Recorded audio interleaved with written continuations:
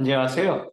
이 땅의 일에 대한 통합된 그리스도교 관점을 소개하고 나누기 위해 기독교 대한선교교회 소문빛교회에서 설립하고 후원하는 파이미니스트리 코포스 연구소 기본 과정 2024년 일의 신학 두 번째 나눔을 시작하겠습니다. 오늘 주제는 왜 일의 신학인가? 라는 제목으로 주님이 우리에게 주시는 지혜와 능력을 함께 나누겠습니다. 제가 잠시 기도하고 시작합니다. 거룩하신 주님의 이름을 찬양합니다. 이 시간 왜 일의 신학인가 이 주제를 저희가 함께 나눕니다. 주님께서 주시는 지혜와 능력이 충만하게 하여 주시고 그리하여 하나님 이미 폴 스티븐스 교수님을 통하여 북미권에 나눠주셨던 영미권에 나눠주셨던 이 지혜와 능력을 저희가 한국어로 이 시간 함께 받기를 소망합니다. 전하는 사람이나 듣는 우리 모두가 한마음 한뜻 한 생각으로 주님이 주시는 모든 것들의 귀한 충만함에 이르게 하여 주옵소서. 주님께 모두 영광, 감사 그리고 찬양을 올려드리며 살아계신 주 그리스도 예수님의 이름으로 기도드립니다. 아멘. 예, 그래서 오늘 방금 전에 말씀드렸던 것처럼 왜 일의 신학인가 라는 주제로 저희가 함께 이야기를 이제 진행을 하려고 하는데요. 지난 시간에 이제 일하시는 하나님과 함께 일하고 휴식하기 일하는 제목의 PPT를 같이 나누었죠. 그래서 그것을 통해서 우리가 일의 신학이 무엇인가라는 부분을 함께 잠시 성경을 통해서 살펴봤었습니다. 하지만 계속해서 이제는 본격적으로 직접적으로 좀 저희가 함께 질문했으면 좋겠습니다. 왜 일의 신학을 다루어야만 하는가? 이 부분에 대해서 저희가 함께 좀 이야기를 진행하려고 하는데요.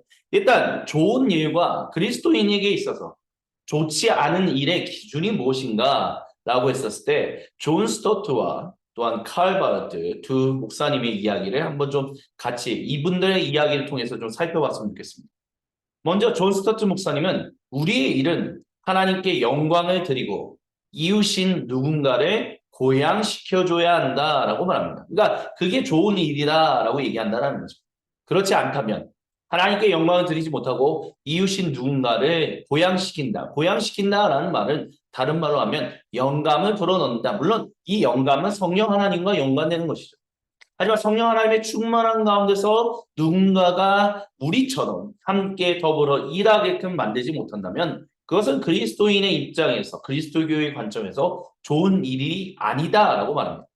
그리고 칼바르트 목사님이 이런 얘기를 했었습니다. 좋은 일은 여기서 이 좋은 일이라는 것은 진정한 인류, 하나님의 형상으로 회복된 사람들의 그 일은 인간의 삶을 향상시킨다라고 말했어요.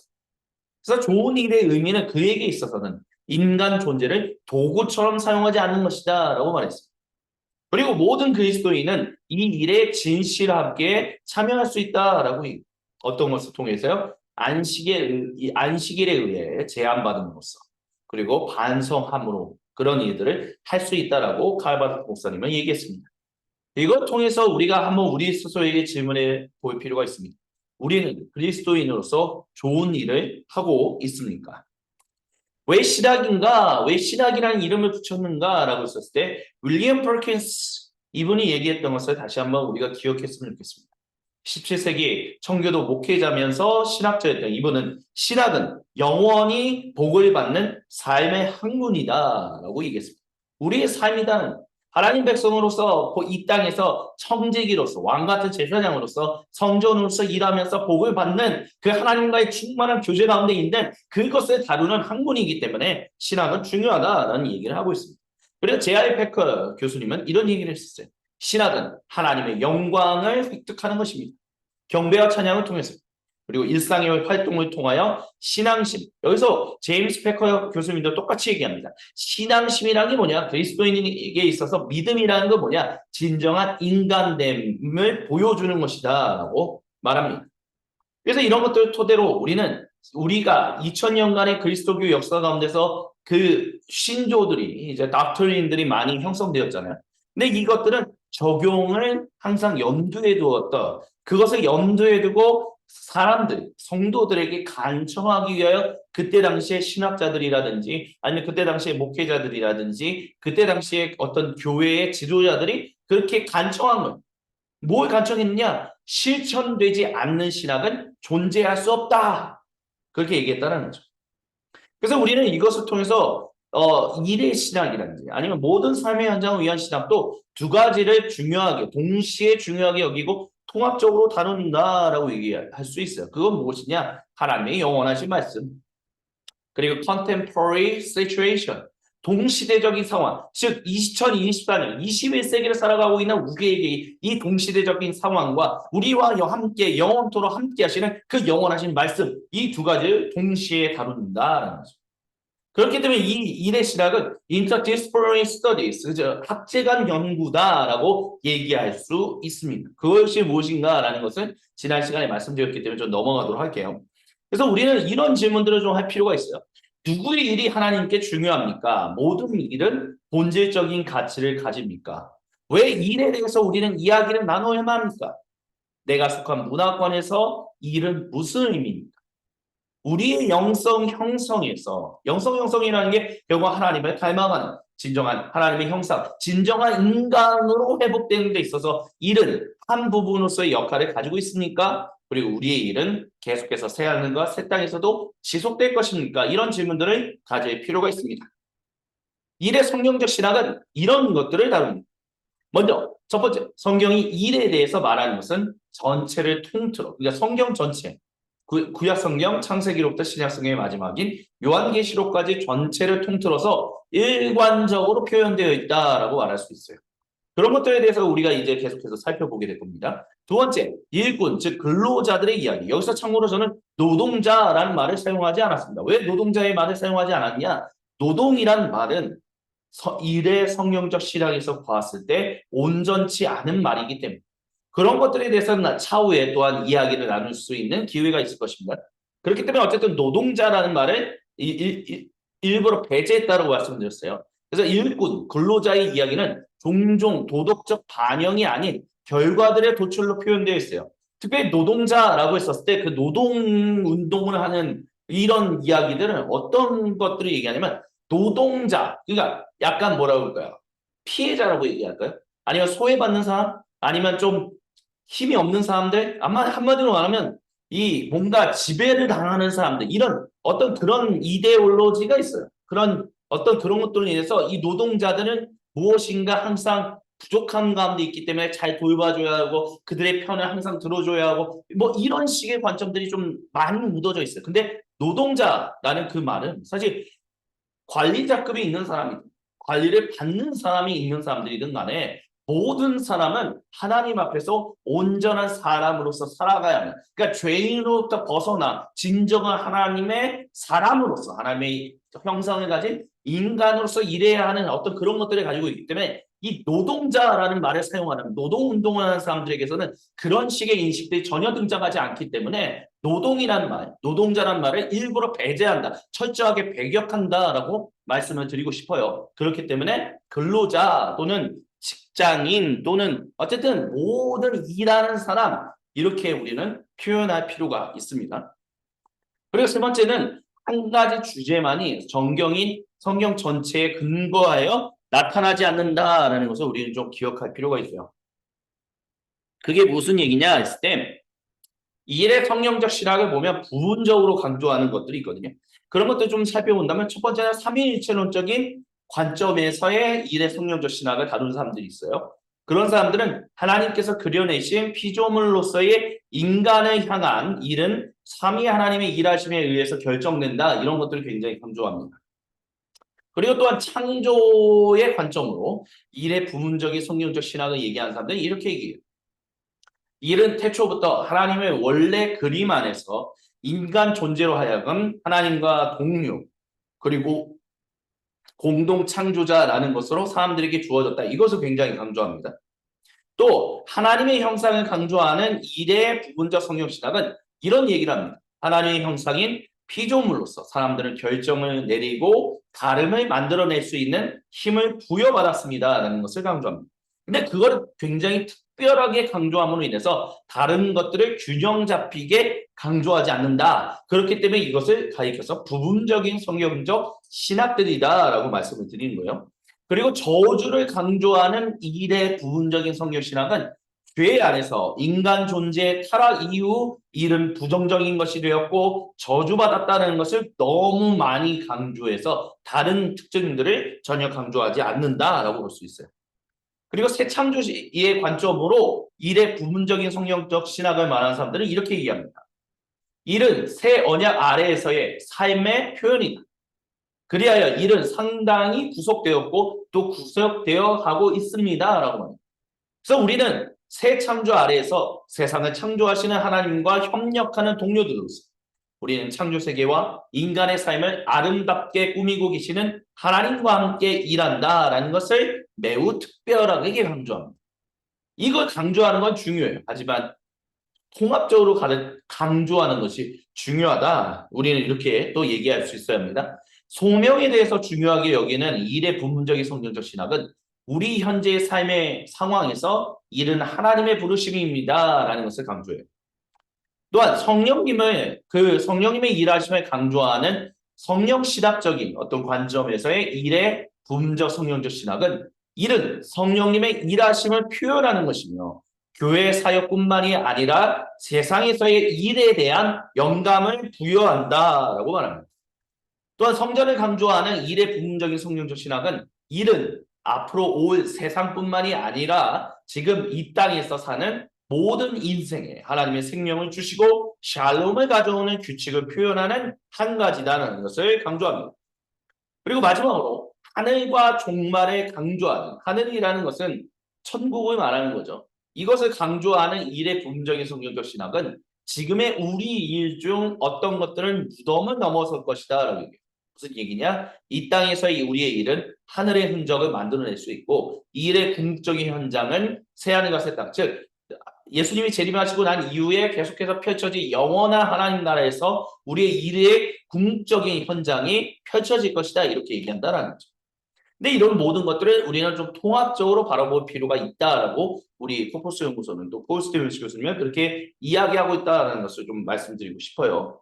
그래서 이런 통합적인 그리스도교 일의 신학을 개발하는데 무엇이 포함되어 있는가 했을 때 먼저 본문과 성경의 주제들 그리고 우리의 어떤 시대적 맥락과 상황 그래서 또한 통합적으로 이런 것들을 이제 통합하는 것을 매우 중요하게 여기는데 뭐 예를 들면 일과 영성, 일과 소명, 일과 쉰, 일과 윤리, 일과 일윤리, 일의 역사 뭐 이렇게 얘기할 수 있어요.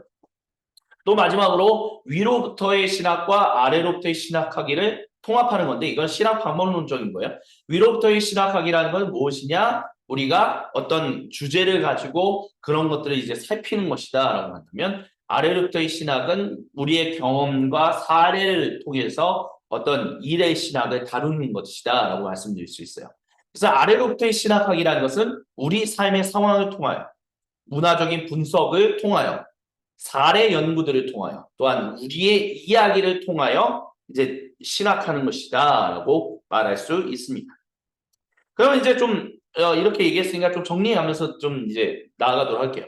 왜 일의 신학입니까? 첫 번째, 일의 신학은 근로 시간으로, 그러니까 일하는 시간으로 꽉 차 있는 모든 사람의 삶에 의미를 가져가요. 근데 그 의미는 우리 그리스도인들의 삶에 있어서 주변적인 것, 부차적인 것이 아니라 중심이 되는 것을 이야기합니다. 즉, 일의 신학을 말함으로 인해서 대다수의 그리스도인들이 대다수의 시간을 보내는, 대부분의 시간이라고 해야 할까요? 대부분의 시간을 보내는 그 삶의 현장에서 교회와 직접적인 관련이 없는, 복음 전도와 직접적인 관련이 없는 그 삶의 현장에서 중심이, 당신의 삶의 현장이 하나님의 백성으로서 살아가는 중심이 된다는 것을 보여준다는 거예요. 그 의미를 가져온다는 거예요. 그렇기 때문에 일의 신학을 우리는 할 필요가 있고 알아야 하고 우리의 삶에 적용해야 한다라고 말씀을 드리고 싶습니다. 두 번째는 일은 한 개인에게 있어 그 사람이 가지는 의미의 중심에 우상 또는 저주로 자리 잡지 않게 해주는 것이 본질적으로 중요해요. 무슨 얘기냐라고 했을 때 일이 우상화가 되면 안 된다는 거죠. 자, 안타깝게도 뭐냐면 우리는 통합적으로 우리가 항상 살아가지 못해요. 아마 하나님의 창조물로서의 어떤 한계다라고 얘기할 수 있을 것 같습니다. 즉 뭐냐라고 한다면 그러니까 어떤 그리스도인들은 내가 복음 전도하는 거, 교회에서 일하는 거, 그거 외에는 대부분의 시간을 보내는 이거는 하나님 앞에 헌금하지 않는 이상 아무런 의미가 없어라고 얘기하는 사람들이 있는가 합니다. 아니 그런 사람들에게는 그렇지 않아요. 당신이 대부분의 시간을 보내는 그곳이 하나님이 영광 받으시는 하나님의 형상인 온전한 사람으로서 살아가는 가장 최고의 장소예요 라고 얘기할 필요가 있다면, 또 어떤 사람들은 너무 일은 중요한 거야. 그래서 일하지 않으면 안 돼. 일하지 않으면 먹지도 말라고 했어. 하나님이 그렇게 말씀하셨어. 때로는 일 때문에 교회에 가지 않아도 돼. 좀 우리 일이 중요한 거지. 뭐 교회 가서 꼭 예배 드리는 게 중요하냐. 이렇게 이 일을 우상, 하나님을 대체하는, 아니면 하나님과 동급으로 여기게 하는 그런 사람들에게서는 일을 온전한 자리로 차지하게끔 하는 데 있어서 일의 실학을 아는 것이 중요하다라고 지금 말씀을 드리는 거예요. 그러니까 양극단에 있는 사람들이 그리스도인들을 항상 쏘았다는 거예요. 그 사람들이 온전함으로 통합되게끔 하기 위하여 일의 실학을 우리는 말하고 알고 전할 수 있어야 한다는 것입니다. 세 번째는 교회가 모이고 흩어지는 리듬을 가지고 있다는 것을 토대로, 모이고 흩어진다는 게 무엇이냐라고 했을 때, 우리가 공동 예배를 할 때 모이고, 또 각자의 땅끝, 각자의 선교지, 각자의 하나님이 부르신 그 자리로 나가는 거잖아요. 이렇게 우리는 항상 모이고 흩어지는 리듬, 마치 심장에, 이게 포 교수님이 항상 드는 예시인데요. 우리 몸에 각 마디마디가 살아려면 그곳에 산소가 전달돼야 하잖아요. 그리고 거기서 뿜어져 나온 이산화탄소를 가지고 와서 내뱉어야 하거든요. 이런 모든 것들을 하는 게 뭐예요? 바로 피. 그 피가 핏줄을 타고 산소를 그 심장으로부터 받아서, 깨끗한 산소를 받아서 전달하면서 온몸 저 발끝까지 쭉 내려가서 뭐 그 산소를 전달해주고, 이산화탄소를 받아서 이 심장으로 와서 정결해져야만, 깨끗해져야만 온몸이 24시간 내내, 우리가 40년, 60년, 80년, 100년, 120년을 살았든 간에 우리가 건강하게 살아갈 수 있는 거잖아요. 근데 하나님의 백성이 모이고 흩어지는 것도 그런 거랍니다. 모이는 것을 우리가 심장으로 모이는 거예요. 하나님의 백성으로 하나님 부르신 삶의 장소에서 하나님의 증거를, 하나님의 증인된 삶을 살아가는데, 그 증인된 삶을 살아가다 보면 결국 우리가 마주하게 되는 게 뭐예요? 더러워진다는 거예요. 우리가 정결하지 못하다는 거예요.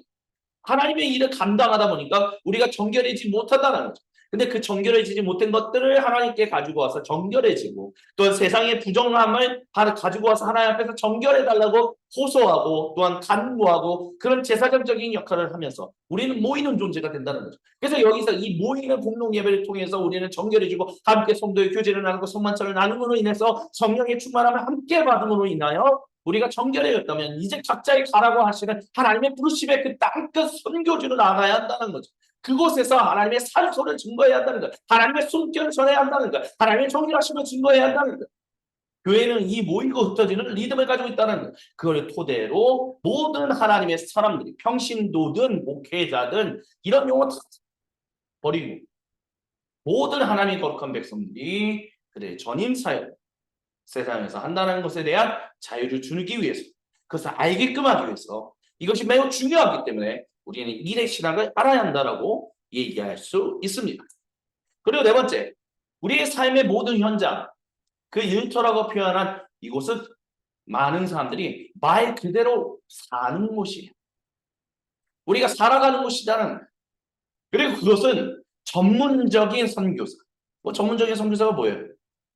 선교사라는 직업을 가지고 있는 사람들, 그 직업을 가지고 있는, 나는 선교사입니다라고 직업적으로 얘기하는 전문적인 선교사가 일반적으로 접근하기 힘든 선교지다라는, 이거를 알게끔 하는 게 중요하다는 거예요. 그렇기 때문에 선교는 전문직 선교사들만 하는 게 아니라, 보통 뭐 가는 선교사들만 선교사들이고, 보내는 선교사들은 약간 보조적인 역할에서 선교사의 역할을 하지만 그래도 좀 더 중요한 역할, 이런 식의 뭐라 그럴까, 그냥 말장난 같은 그런 선교적인 잘못된 관점들을 완전히 다 벗어버리게 하고, 모든 성도가 다 하나님이 부르시고 보내시는 거룩한 선교사들이라는 것을 알게끔 하는 것, 그리고 그 모든 것이 하나님의 선교지라는 것을 증거하는.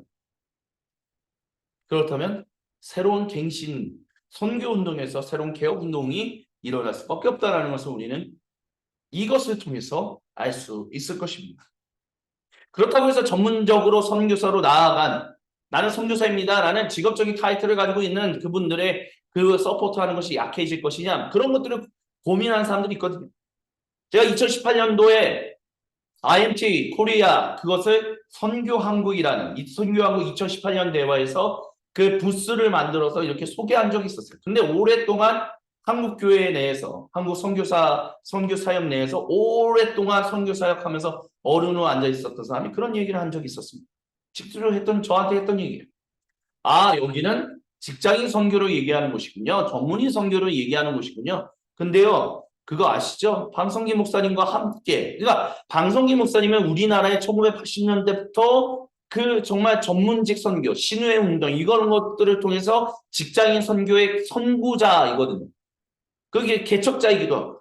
근데 방성기 목사님이 그 함께 더불어서 그 일들을 했던 그 파트너가 누구냐면 이랜드의 김성수 회장님인가요? 박성수 회장님인가? 성은 기억이 안 나는데 그분이었어요.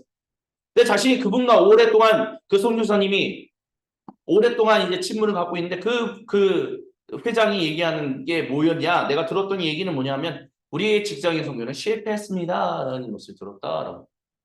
왜냐하면 직장인 선교라는 것 자체가 불가능하고 사실 직장인한 선교라는 말이 과연 가능한 것인가? 가당키나 하는 것인가? 이런 뉘앙스로 얘기를 하더라고요. 그러니까 그분의 관점에서는 선교는 어쨌든 나가는 선교, 타문화권에 가는 선교, 어느 권이 다른 곳에 가는 곳, 그게 진정한 선교라고 얘기를 해요. 근데 그렇지 않다라는 거예요.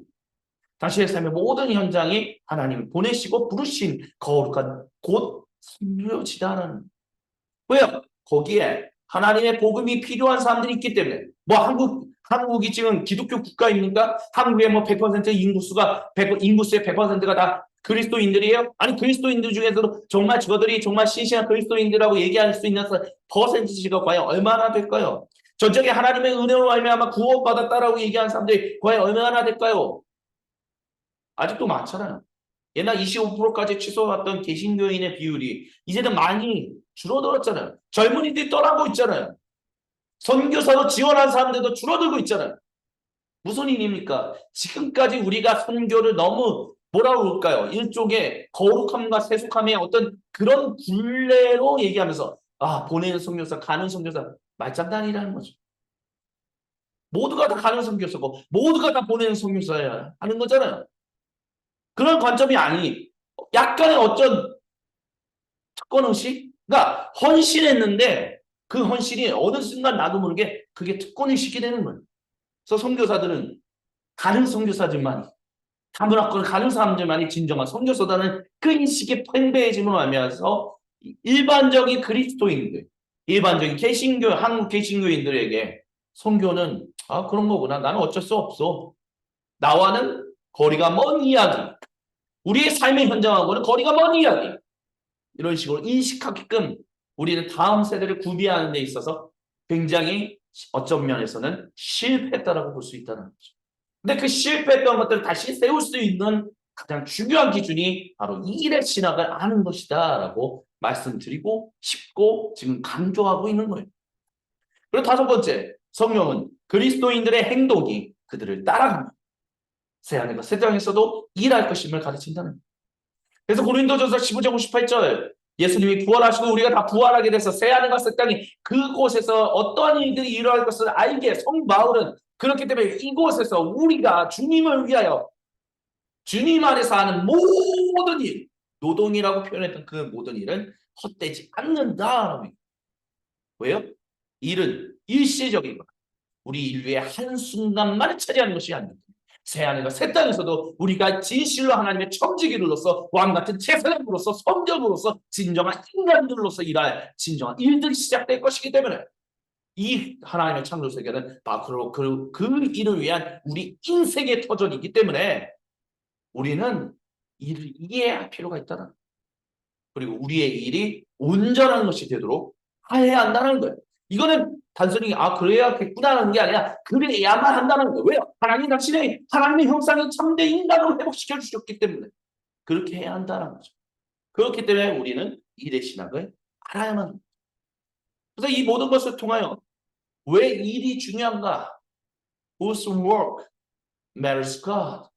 Or why work matters to God? 왜 일이 중요한가? 바로 첫 번째, 창조세계의 잠재성을 펼쳐주는 것이기 때문에 그곳에서 하나님과 우리를 향한 하나님의 목적을 섬기게 되는 것이기 때문에 일은 중요한 거예요. 그리스도인들에게 중요한 거예요. 모든 인간들에게 중요한 거예요. 두 번째, 하나님이 우리에게 주신 은사와 달란트를 표현해내는 것이 일이기 때문에 그래요.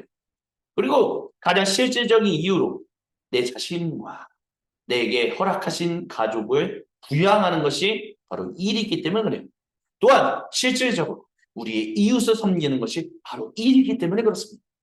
또한 가난하고 도움이 필요한 이들을 돕는 것이 바로 일이기 때문에 또한 하나님 나라를 확장하는 것이 일이기 때문에 또한 성령 즉 그리스도를 닮는다라고 말하는 그 영성 그리스도교 영성 그리스도교 제자들을 증가시키는 것이 바로 우리의 삶의 현장이 일이기 때문에 그래서 유진 피터스 목사님이 이런 얘기를 했어요. 우리가 진실로 하나님의 형상으로서 자라가는 곳에 진정한 삶의 아레나 현장은 바로 우리의 직장인, 우리의 일터, 우리의 삶의 현장이다라고 얘기했어요. 또한 일은 하나님을 온전하게 예배하기, 그 예배하는 거예요. 그 온전한 예배를 위하여 우리는 일을 알아야만 합니다. 이 모든 일을 통하여 우리가 얻게 되는 결과들이 무엇이냐? 첫 번째, 토요일, 일요일 이 주말로부터 월요일부터 금요일까지 주중으로 향하는 모든 그리스도인들의 그들이 가지고 있는 삶에 대한 시선의 재설정이 일어나요. 모든 성도가 세상에서 하나님의 온 백성으로서 사역하는데 우리는 힘을 북돋아 주게 됩니다. 두 번째, 사역을 위한 하나님의 온 백성을 구비시키기 위한 목회 사역의 재방향 설정이 일어나요. 스티븐스 교수님이 이제 마켓플레이스 티올로지를 시작한 선구자로서 많은 사람들에게 존경받고 있는 제일 중요한 점이 바로 이거예요. 우리의 목회 사역은 바로 이것을 위하여 재방향 설정이 되어야 한다. 왜냐하면 우리나라의 모든 교회는 제왕적인 리더십이거든요. 담임 목사의 리더십에 따라서 담임 목사의 비전을 따라서 교회가 움직여져요. 교회 1년 사역, 교회 1년 재정 뭐 여러 가지 것들이 다 형성됩니다. 근데 중요한 것은요. 교회의 어떤 운영과 교회의 비전과 교회의 어떤 그 사역들을 위하여 목회 사역이 중요한 게 아니라 모든 하나님 백성이 각자로 부르신 땅끝 각자의 선교지에서 하나님의 온 증인으로서 일하게끔 하기 위하여 우리는 구비시키는 구비자들 뿐이에요. 우리가 비전을 캐스팅이 하는 게 아니라 그들이 그곳에서 창조적으로 하나님이 주신 재능과 달란트와 성령 하나님의 충만하심을 통하여 아들 그리스도 예수님 안에서 아버지 하나님과의 친밀한 교제 안에서 정말 창조적으로 사역하게끔 하기 위하여 우리는 그들을 구비시키는 우리는 조력자들은 목사들은 목회자들은 바로 그 일을 감당하는 사람이다라는 그런 일들이 우리는 일의 시작을 바로 알 때 일어나게 된다는 것입니다. 세 번째, 교회 일은 영적이고 세상 일은 세속적이라는 이원론이 거부됩니다. 그리고 그 결과가 우리의 일 윤리, work ethic, motivation, 동기, 그리고 discipleship, 즉 증인됨, witness, 그리고 의미의 meaning에 영향을 끼치게 됩니다. 그리고 하나님의 온 백성을 위한 통합적인 자료들을 제공하는 신학교의 개혁이 일어납니다. 오늘 지금 이 동영상을 찍고 있는 것이 2월 6일 화요일입니다. 이 2월 6일 화요일에 리전 칼리지에서 마켓플레이스 티올로지 석좌 교수 폴 스티븐스 교수님의 이름으로 된 석좌 교수 자리가 형성되었어요. 그거를 이제 저희 교회에서 오랫동안 이 마켓플레이스 티올로지 모든 삶의 현장을 위한 신학을 함께 공부해왔던 우리 한 성도님이 이제 교회에서 같이 일하고 계신데 그 성도님이 저한테 이 동영상을 보면서 갑자기 질문을 하시는 거예요. 그 질문을 하는 게 뭐냐면 도대체 마켓플레이스 이게 아니었죠. 리젠트 칼리지는 무엇을 가르치는 학교이고 어떤 것에 중점을 두는 곳입니까? 라고 얘기했어요. 그때 제가 말씀드렸던 게 마켓플레이스 티올로지였고 그리고 성경을 아는 것이었고 뭐 이런 것들이었다라고요. 근데 결국에는 리젠트 칼리지의 형성 설립부터 지금 이제 50 몇 년이 됐는데 이 기간 동안 리젠트 칼리지가 끊임없이 강조했던 건 뭐냐면 하나님의 온 백성, 즉 당신이 있는 곳이 하나님의 거룩한 땅이고 그것이 선교지고 하나님의 거룩한 일들의 이 통합적인 자료들을 제공하기 위해서 리젠트 칼리지가 형성되었던 거예요. 그래서 북미권에서는 리젠트 칼리지가 오랫동안 어떤 학교냐면 우리가 보통 평신도라고 얘기하는 그 사람들에게 성경의 원어로부터 성경 주석과 해석과 이런 모든 것을 가리키는 백 안 되는 학원, 대학원 이런 타이틀을 지금 현재도 가지고 있어요. 왜요? 성경을 올바로 알아라. 성경을 읽을 수 있어라. 성경을 올바로 해석하라. 그리하여 당신의 삶의 현장을 향하여 그 모든 사람들, 모든 뭐 비즈니스라든지 사업가든지 직업가든지 아니면 뭐 학생이라든지 젊은이든 나이 든 사람이든 누구든 간에 동양권이든 서양권이든 모든 사람들이 하나님의 거룩한 온 백성으로서 그 일을 하게끔 하기 위해서 브리젠트 칼리지가 설립되었고 지금까지 그 일들을 감당하고 있다는 거죠. 그래서 제가 예전 뭐 다른 곳에서도 여러 번 얘기한 적이 있지만 리젠트 칼리지의 모든 신학함의 결과물, 아웃컴은 그러니까 적용은 바로 이 마켓플레이스 디올로지 모든 삶의 현장을 위한 신학이에요. 물론 이 마켓플레이스 디올로지에는 폴 스티븐스 교수님의 개인적인 어떤 그 오래된 목회자로서 일하면서의 그 결과물들이 그분만의 것이 굉장히 묻어나 있지만 폴 스티븐스 교수님 혼자만의 것이 아닌 리젠트 칼리지의 오래된 어떤 교수들 뭐 J.I. 페커, 제임스 휴스턴, 유진 피터슨, 또한 고든 피, 브루스 와이키, 또 클라스 바큐멜 뭐 이런 수많은 사람들이 그 결과 이 온 백성을 구비시키기 위한 그 통합적인 그 신학 시스템을 학교 시스템을 제공하자 이것이 결과물로서 나온 것이 바로 폴 스티븐스 교수님이 오랫동안 가르쳤던 그리고 그분의 이름으로 석자 교수 자리가 만들어진 마켓플레이스 테올로지 모든 삶의 현장을 위한 신학이다라고 말씀드릴 수 있는 것입니다. 그래서 저희가 일의 성경적 신학에 관해서 지난 시간에 이제 삼위 하나님에 대해서 다뤘고 이제 다음부터 이제 창조와 피조물, 타락, 복원, 즉 구속함, 완성, 결론 이런 주제들을 통해서 일의 성경적 신학을 구약 성경으로부터 신약 성경까지 하나하나 살펴보게 될 것입니다.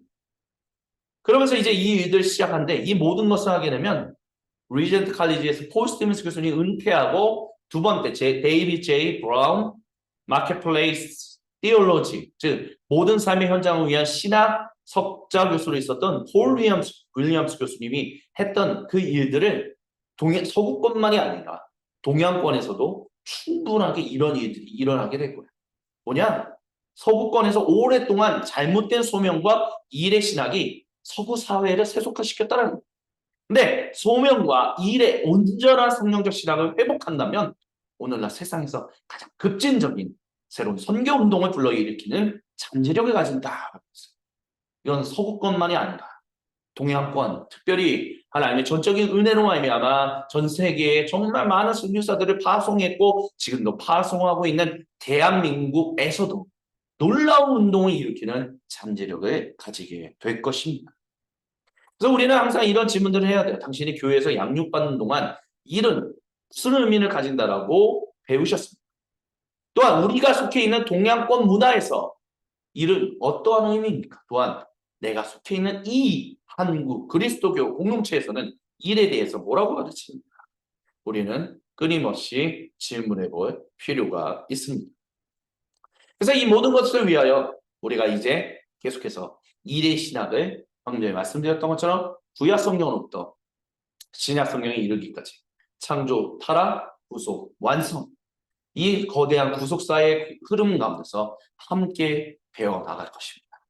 그리고 그것이 바로 새로운 놀라운 일을 일으키는 잠재성이 우리 안에 잠재력을 가지게 하는 거룩한 하나님 일, 거룩한 하나님 사역이 될 것입니다. 예, 오늘 두 번째 시간 왜 일의 신학은 인가라는 주제는 여기까지 나누도록 하겠습니다. 계속해서 다음 시간에 창조하는 피조물들이라는 주제로 창세, 특별히 창조와 관련된 그 일의 성경적 신학을 함께 이야기 나누도록 하겠습니다. 제가 기도하고 마무리하겠습니다. 거룩하신 주님, 우리에게 온전한 통합적인 미래 성경적 신학을 아는 풍성한 은혜가 있게 하여 주옵소서. 주님께 모든 영광과 감사와 찬양을 올려드리며 살아계신 주 그리스도 예수님의 이름으로 기도드립니다. 아멘. 감사합니다. 다음 시간에 세 번째 시간 창조하는 피조물들로 찾아뵙겠습니다.